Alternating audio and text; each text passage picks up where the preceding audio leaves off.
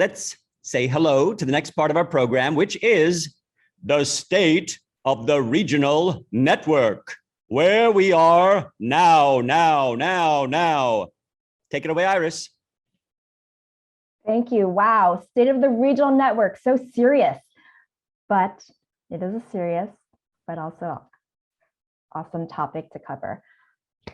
Moving on, I'd like to start regional network shareouts with a reminder about why we pour our heart and soul into this global, vibrant, and resilient community. Our mission, I'm going to take a moment to read this out loud. The Burning Man Regional Network plays a key role in the year-round extension of the Burning Man experience, supporting it as a global cultural movement. Regional contacts, creators, producers, and volunteers like you help local burners connect with one another while bringing Burning Man principles and culture into their local communities through events and activities year-round.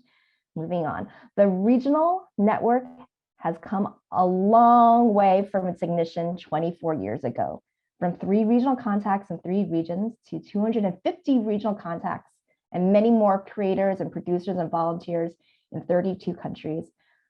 From one regional event in 1998 in Texas with 30 people, thank you, George, to 108 regional events in a normal year, giving $1.1 million in art grants through those regional events and regional entities, the 6 locally organized leadership events, coordinated and championed, nurtured by a small but mighty team.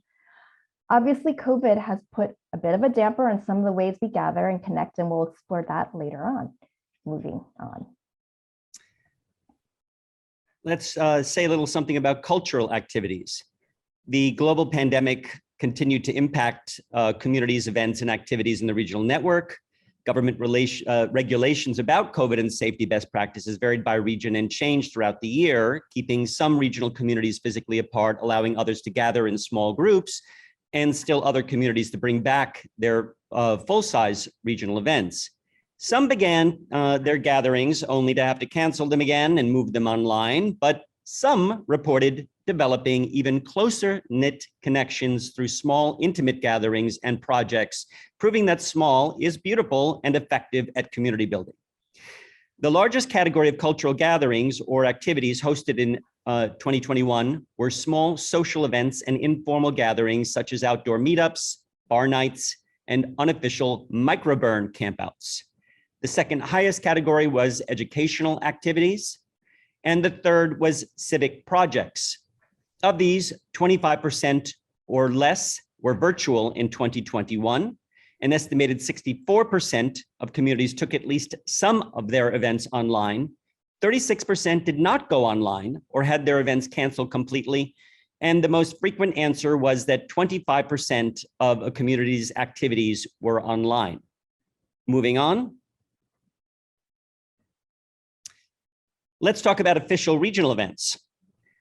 Official regional events almost doubled from 22 in 2020 to 38 in 2021. And we hope to see a steady climb in the next year and a half back towards those levels of 108 official regional events that we had last in 2019.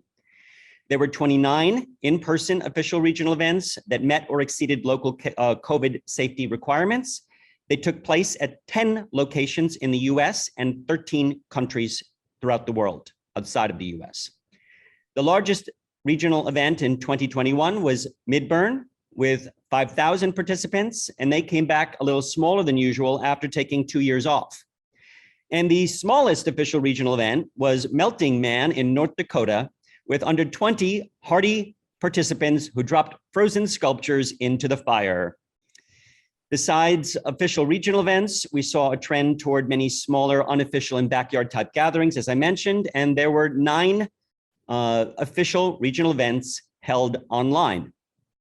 Moving to the next slide, please.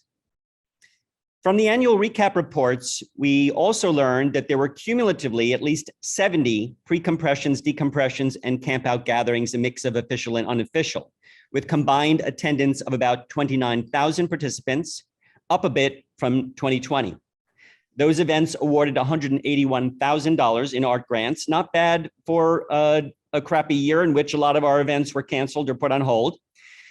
and they involved nearly 2,000 artists and 6,000 volunteers. Moving on. The top community event production challenges ranked in order were finding suitable locations, practicing supporting radical inclusion, diversity, and equity, safety planning related to COVID, not surprisingly, and insurance, which is primarily an issue in the United States. And the Regional Events Committee recently formed a discussion group dedicated to this insurance challenge. Next slide, and back to you, Iris. Thanks, Stephen. And noting that that radical inclusion was the #2 sort of top community organizational challenge expressed through our reports and requested forum topic, I wanted to just pause and reflect that what we hear from what you've shared is that regional communities and groups are in different points of what we call the radical inclusion, diversity, and equity ride journey, and how community members define diversity is shaped very much about where they are in the world, whether it's in their personal conditions, whether it's physical accessibility, socioeconomic class, legal status, shaped by conditions, refugee or immigration. While some community leaders don't see considering how to re-examine their gatherings initiatives through the lens of RIDE is a critical need for where they are in the world. Others think building more welcoming spaces and diverse teams is critical for a thriving and creative culture. In addition to embodying the principle of radical inclusion as burners, when it comes to making regional communities more diverse and radically inclusive, groups are trying different things through events and leadership development, which some of which you see in that slide. And I just want to share that we're very much all on this journey together. Moving on. And what we've heard from our conversations with you and your reports is that regional communities and groups are also on very different points of the sustainability journey. Many of you have highlighted ways that Leave No Trace is a core part of how you build and create your gatherings. But many have yet to explore how to move beyond Leave No Trace to think about their gatherings and how it impacts ecology, re-examining their event operations and guidelines to make their activities carbon negative or regenerative. And these are some of the areas you see here about what we've heard some groups are doing the past year. Moving on. Let's talk civic projects.